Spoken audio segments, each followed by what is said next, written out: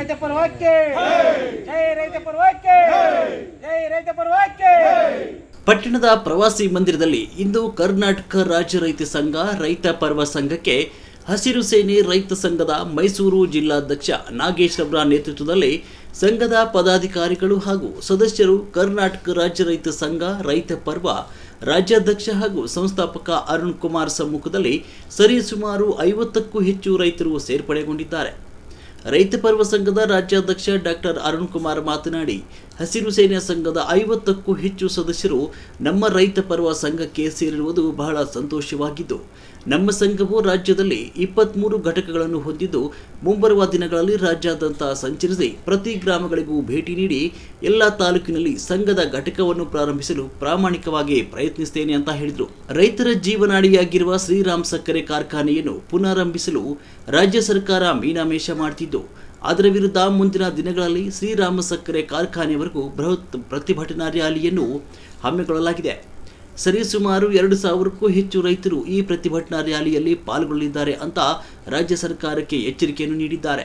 ಈ ಸಂದರ್ಭದಲ್ಲಿ ರಾಜ್ಯ ರೈತ ಪರ್ವ ಸಂಘದ ರಾಜ್ಯ ಗೌರವಾಧ್ಯಕ್ಷ ಜೆ.ಎಂ. ಕುಮಾರ್, ರಾಜ್ಯ ಪ್ರಚಾರ ಸಮಿತಿ ರಾಜ್ಯಾಧ್ಯಕ್ಷ ಡಾಕ್ಟರ್ ಅಬ್ದುಲ್ ಶುಕೂರ್, ಮಹಿಳಾ ಘಟಕದ ರಾಜ್ಯ ಉಪಾಧ್ಯಕ್ಷೆ ತಾರಾ ಕುಮಾರ್, ರಾಜ್ಯ ಕಾರ್ಯದರ್ಶಿ ಚಾಮರಾಜ್, ಸಂಘಟನಾ ಕಾರ್ಯದರ್ಶಿ ಜಯರಾಮಗೌಡ, ಸಹ ಕಾರ್ಯದರ್ಶಿ ರಾಜಣ್ಣ, ರಾಜ್ಯ ಸಂಚಾಲಕ ಮೀಸೆ ಮಂಜಣ್ಣ, ಕೆಆರ್ ನಗರ ತಾಲೂಕು ಅಧ್ಯಕ್ಷ ಕೆಎಸ್ ರಾಘವೇಂದ್ರ, ಮಹಿಳಾ ಘಟಕದ ಅಧ್ಯಕ್ಷೆ ರೇಣುಕಾ ಮುಕುಂದ್, ಸಾಲಿಗ್ರಾಮ ತಾಲೂಕು ಅಧ್ಯಕ್ಷ ಜಿಬಿ ಮಂಜುನಾಥ್ ಹಾಗೂ ಇತರರು ಹಾಜರಿದ್ದರು. ವರದಿ ಗುಲ್ಶನ್, ಕೆಆರ್ ನಗರ. ರೈತ ಪರ್ವದಿಂದ ರಾಜ್ಯಾಧ್ಯಕ್ಷರು ಅಂತ ಆಗಂತ ವ್ಯಕ್ತಿ ಅಂತಂದ್ರೆ ನಮ್ಮ ಅರುಣ್ ಕುಮಾರ್ ಮಾತ್ರ ಆಗಿರೋದು. ಇಲ್ಲಿ ಆಗಿರೋದು ಯಾರು ನಂಜನಸ್ವಾಮಿ ಬಣ್ಣದ ಏನಿದೆ ಅವು ಸಂಘಟನೆಯಲ್ಲಿ ಭಾಳ ರಾಜ್ಯಾಧ್ಯಕ್ಷರು ಪುಟ್ಟಣ ಕಣಗಾಲು ಅವರು ಇದರಲ್ಲಿ ಅವ್ರದ್ದು ಒಂದಿದೆ ಅವರೊಬ್ರು ಮಾಡೋದು, ಪುಟ್ಟಣ ಕಣಗಾಲ ಅಲ್ಲೊಬ್ರು ಮಾಡೋದು. ಅಲ್ಲೇ ಒಬ್ರು ರಾಜ್ಯಾಧ್ಯಕ್ಷರು ಆಗಿದ್ದು ಹೆಚ್ಚು ಕಡಿಮೆ ನಾನು ನೋಡ್ದಂಗೆ ಒಂದು 60-70 ಜನ ಆಗೋದ್ರು. ಈಗ ದರ್ಶನ್ ಅವ್ರದ್ದೊಂದು ಸಂಘಟನೆ, ಅವ್ರಲ್ಲಿ ತುಂಬ ಜನ ಆಗಿದ್ರು. ಈ ಥರ ಆಗ್ತಾ ಇದ್ದಾರೆ. ನಮ್ಮ ರೈತ ಪರ್ವದಲ್ಲಿ ಅರುಣ್ ಕುಮಾರ್ ರಾಜ್ಯಾಧ್ಯಕ್ಷರು ಅವರು ಒಬ್ಬರೇ ಇರೋದು. ಆಯ್ತಾ. ಎರಡನೇದು ಈಗ ಸ್ವಲ್ಪ ಒಂದು ಹೊಗೆ ಸೊಪ್ಪನ ಬಗ್ಗೆ ಸ್ವಲ್ಪ ನಾನು ಮಾತಾಡ್ತೀನಿ. ಜೊತೆಗೆ ಈ ಸ್ಕೂಲು, ಕಾಲೇಜು, ಹಾಸ್ಪಿಟ್ಲು ಇವೆಲ್ಲ ಯಾರೋ ಈಗ ಸ್ಕೂಲ್ ಮುಚ್ಚುತ್ತವ್ರೆ ಅಂತ ಹೇಳಿದ್ರು. ಮುಚ್ಚುತ್ತಾರೆ ಸ್ವಾಮಿ. ಸ್ಕೂಲು, ಹಾಸ್ಪಿಟ್ಲು, ಕಾಲೇಜ್ ಎಲ್ಲ ಇರೋದು ರಾಜಕಾರಣಿಗಳವೆ, IAS IPS ಅಧಿಕಾರಿಗಳವು. ಹಾಗಾಗಿ ಅವ್ರು ಮುಚ್ತಾರೆ. ಅವ್ರಿಗೆ ಬಿಸ್ನೆಸ್ ಆಗ್ಬೇಕು. ಈಗ ಒಬ್ಬ ರಾಜಕಾರಣಿ ಒಂದು MLA ನಿಂತ್ಕೊಳ್ಳಕ್ಕೆ ಬರಕ್ಕೆ 50 ಕೋಟಿ ರೂಪಾಯಿ ಖರ್ಚು ಮಾಡ್ತಾನೆ. 50 ಕೋಟಿ 60 ಪೈಸಂಗೆ ನಾವು ಬ್ಯಾಂಕಲ್ಲಿ ಇಟ್ರೆ ತಿಂಗಳಿಗೆ 30 ಲಕ್ಷ ರೂಪಾಯಿ ದುಡ್ಡು ಬರುತ್ತೆ, ಬಡ್ಡಿ ಬರುತ್ತೆ. 30 ಲಕ್ಷ ಬಡ್ಡಿ ಬರುತ್ತೆ. ಅವನು ಉಚ್ಚೇನು ಹಿಡ್ದಿಲ್ಲ. ಅವ್ನು ಬರ್ತಾ ಇರೋದು ವ್ಯವಹಾರ ಮಾಡಕ್ಕೆ, ಬಿಸ್ನೆಸ್ ಮಾಡಕ್ಕೆ. ನಿಮ್ಗಳೆಲ್ಲ ನೋಡ್ಕೋತಾನೆ. ಈ ತಾಲೂಕಿಗೆ ನಾನು 50 ಕೋಟಿ ರೂಪಾಯಿ ಬಂಡವಾಳ ಹಾಕಿದ್ರೆ ನನ್ಗೆ 500ರಿಂದ 1000 ಕೋಟಿ ರೂಪಾಯಿ ಮಿನಿಮಮ್ ಲಾಭ. ಏನ್ ಜಾಕ್ಪಟ್ ಹೊಡೆದಿ ಅವ್ನು ಮಿನಿಸ್ಟರ್ ಆದ್ರೆ 3,000ರಿಂದ 5,000 ಕೋಟಿ ಅಂತ ಫಿಕ್ಸು. ಏನು ಉದ್ದೇಶ, ಏನೇನಿತ್ತು ಸರ್? ಉದ್ದೇಶ ಏನೂ ಇಲ್ಲ. ಇಲ್ಲಿ ರೈತ ಪರ್ವ ಅನ್ನೋ ಒಂದು ಸಂಘಟನೆ, ಇದು ರೈತ ಕುಟುಂಬ ಸಂಘಟನೆ ಎಲ್ಲ. ಇದು ರೈತ ಕುಟುಂಬ. ಇವತ್ತು 23 ಜಿಲ್ಲೆಯಲ್ಲಿ ರೈತ ಕುಟುಂಬ ಇದೆ. KR ನಗರದಲ್ಲಿ ನಮ್ಮ ನಾಗೇಶ್ ಅಣ್ಣನವರು ಹಸಿರು ಸೇನೆಯಲ್ಲಿದ್ರು. ಅವರು ಹಸಿರು ಸೇನೆಯಲ್ಲಿ ಇದ್ದಾಗ ಈಗ ನಾವು ಹಸಿರು ಸೇನೆ ತ್ಯಜಿಸಿ ರೈತ ಪರ್ವಕ್ಕೆ ಬರ್ತೀನಿ ಅಂತೇಳಿ ಬಂದು ನಮ್ಮನ್ನ ಸಂಪರ್ಕ ಮಾಡಿದ್ರು. ಬಜೆಟ್ ಕರೀತಾವ್ರೆ. ಈ ಬಜೆಟ್ ಬಗ್ಗೆ ನಾವು ಮೈಸೂರಿನಲ್ಲಿ ಒಂದು ಸುದ್ದಿಗೋಷ್ಠಿಗೆ ರೆಡಿ ಮಾಡ್ಕೋತಾ ಇದೀವಿ. ಖಂಡಿತ ಕೆಲವೊಂದು ವಿಚಾರಗಳು ಆಲ್ರೆಡಿ ಹರಿದಾಡ್ತಾ ಇದೆ. ಒಬ್ಬ ರೈತನ ಮಗನ್ಗೆ ಹೆಣ್ಣು ಕೊಡ್ತಾ ಇಲ್ಲ. ಈ ಹೆಣ್ಣು ಕೊಡ್ಬೇಕಂದ್ರೆ ಒಂದು 10 ಲಕ್ಷ ಠೇವಣಿ ಇಟ್ಟರೆ ಒಂದು ಹುಡುಗಿಗೆ, ನೀನು ರೈತನ ಮಗನ ಮದುವೆ 10 ಲಕ್ಷ ಇಡ್ತೀನಿ ಅಂದ್ರೆ ಈಗ ಆ ಹುಡುಗಿಗೂ ಕೂಡ ಸಹಾಯಧನ ಸಿಕ್ತಂಗಾಯ್ತು. ಏನೇನೋ ಭಾಗ್ಯ ಕೊಡ್ತೀರಿ, ಕೊಡಿ ರೈತನಿಗೊಂದು ಇದೊಂದು ಭಾಗ್ಯ ಕೊಡಿ. ಹೇಳ್ದೆ ರಾಜ್ಯಾಧ್ಯಕ್ಷರು ಅನ್ಕೊಂಡು ನೀವು ಕೇಳಿದ್ರಿ. ರಾಜ್ಯಾಧ್ಯಕ್ಷರು ಮತ್ತೆ ಮೈಸೂರು ಜಿಲ್ಲಾಧ್ಯಕ್ಷರು, ಮೈಸೂರು ಜಿಲ್ಲೆ ಗೌರವಾಧ್ಯಕ್ಷರು, ಉಪಾಧ್ಯಕ್ಷರು ಅಂತ ಆಗಿರೋದು ಜಾಸ್ತಿ ನಮ್ಮ ಬೇರೆ ರೈತರ ಸಂಘಟನೆ.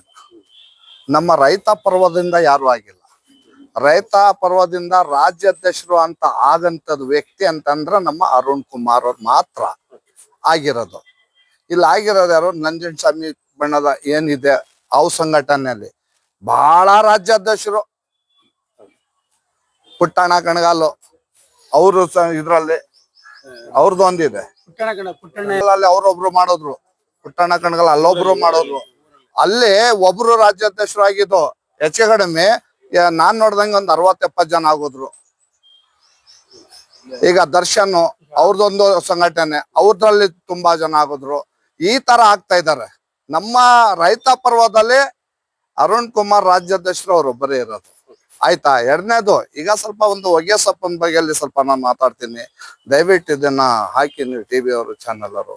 ಏನಂತ ಅಂದ್ರೆ, ಈ ಹೊಗೆಸಪ್ಪ ಅವರು ಇವತ್ತು ಏನ್ ಮಾಡ್ತಾರಂತ ಅಂದ್ರೆ ಸರ್, ಹೊಟ್ಟೆ ಒರೆಸ್ತವ್ರೆ ರೈತರುಗಳ್ದು.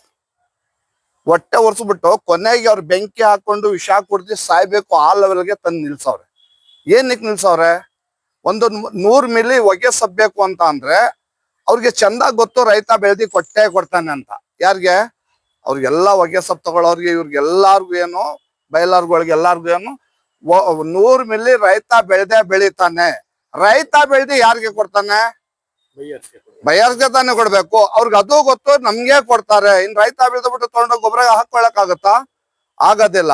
ಅದಕ್ಕೋಸ್ಕರ ಇವ್ರ ಏನ್ ಮಾಡ್ತಾವ್ರೆ, ಇನ್ನು 340 ರೂಪಾಯಿ ಒಂದ್ಸತಿ ಹೊಗೆ ಸೊಪ್ಪು ಬೋರ್ಡ್ ನಾವು ಬಂದ್ ಮಾಡಿಸಿದ್ವು, ಕಟ್ಟ ಮಾಡಿದ್ದು. ನಿನ್ನೆ ಮೊನ್ನೆ ಸ್ಟ್ರೈಕ್ ನಡೀತು. ನಮ್ HP ಮಂಜುನಾಥ್ ಹುಣಸೂರಲ್ಲಿರೋರು, ನಮ್ಮ MLA ಅವ್ರ ಏನ್ ಮಾಡೋರು, ಇವತ್ತು ಗಲಾಟೆ ಮಾಡಿ ಅವ್ರ ಮಾಜಿ ಅವ್ರಿಗೆ ಅಲ್ಲಿ ಬೇರೆಯವ್ರಿಗೆ, ನಮ್ಗಿಲ್ಲ, ನಮ್ಗೆ ಅವ್ರ MLAನೇ. ಆಯ್ತಾ. HP ಮಂಜುನಾಥ್ ಅವ್ರ MLA ಅವ್ರ ಏನ್ ಮಾಡವ್ರೆ, ಇವತ್ತು ನಿನ್ನೆ ಮೊನ್ನೆ ಬಂದು ಅವರೇ ಗಲಾಟೆ ಮಾಡಿ ತಂಬಾಕು ಬೋರ್ಡ್ ಬಂದ್ ಮಾಡಿಸಿ ಅವ್ರನ್ನ ರೈಟ್ ಕೊಡೋ ಗಂಟ ನಮ್ಗೆ ಬಾಕ್ಲು ಬಿಚ್ಚಂಗಿಲ್ಲ ಅಂತ ಒಂದು ಸ್ಟೇಟ್ಮೆಂಟ್ ಕೊಟ್ಟವ್ರೆ. ಇದೇ ತರ ಕಗ್ಗುಂಡಿಲಿ ರಾತ್ರಿ ಹೋಗಿದೆ ನಂದು ಕ್ಯಾರ್ನಾರ್ ತಾಲೂಕಲ್ಲಿ. ಅಲ್ಲಿ ತುಂಬಾ ಜನ ಹೇಳಿದ್ರು, ಕಿತ್ತೂರಲ್ಲಿ ಹೋಗಿದೆ, ಅಲ್ಲಿ ಹೇಳಿದ್ರು ಈ ತರ ಕಗ್ಗುಂಡಿಲಿ ರೈಟ್ ಇಲ್ಲ, ನಮ್ಗೆ ಸ್ಟ್ರೈಕ್ಗೆ ಕರೀರಿ ಬರ್ತೀವಿ ಅಂತ ನಾನು ಎಚ್ಚರಿಕೆ ಕೊಟ್ಟಿದ್ದೀನಿ. ಅಲ್ಲಿ ಕಗ್ಗುಂಡಿಲು ಅಷ್ಟೇನೆ ಬಯಲಾರ್ಗಳಿಗೆ ಎಚ್ಚರಿಕೆ ಕೊಡ್ತಾ ಇದ್ದೀವಿ. ಅಕಸ್ಮಾತ್ ನೀವು ರೈಟ್ ನ ಹೆಚ್ಚು ಮಾಡಿಲ್ಲ ಅಂತ ಅಂದ್ರೆ ನೀವು ಜೂಮಂದಲ್ಲೂ ಬಯಲಾರ್ಗಳು ಹೊಗೆ ಸೊಪ್ಪು ತಗೊಳಕ್ ಆಗಲ್ಲ. ರೈತ ಬೇರೆ ತರ ಹೋಗ್ಬೇಕಾಯ್ತದೆ. ಇದನ್ನ ಬಂದ್ ಮಾಡಿಸ್ತೀವಿ.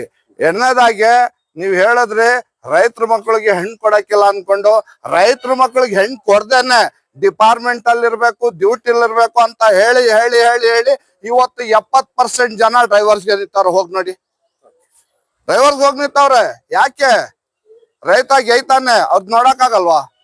ಡ್ಯೂಟಿಲಿರೋನು ಏನ್ರಿ ಸ್ವಾಮಿ 40,000 50,000 ಸಂಬಳ ತಗೊಳ್ತಾನೆ ಮಾಡ್ತಾನೆ. ಅದೇ ಒಂದ್ ಬಿಸ್ನೆಸ್ ಮಾಡೋನ್ಗೆ, ಒಂದ್ ರೈತನ್ಗೆ ಕೊಟ್ರೆ ಹೆಣ್ಮಕ್ಳು ಎಷ್ಟು ಸುಖವಾಗಿರ್ತಾರ ಗೊತ್ತಾ? ಯಾವ ಸರ್ಕಾರದ ದುಡ್ಡೇ ಬೇಡ. ಇವ್ರ ಅಧಿಕಾರಿಯಲ್ಲಿರಕ್ಕೆ 5 ವರ್ಷ ಚೇರ್ಬೇಕು. ಇವ್ರಿಗೆ 5 ವರ್ಷ ಚೇರ್ಬೇಕು. ನಮ್ಗೊಂದು ಬೆಳೆ ಅಂತ ಪದಾರ್ಥಕ್ಕೆ ನಮ್ಗೆ ರೈಟ್ ಇಲ್ಲ.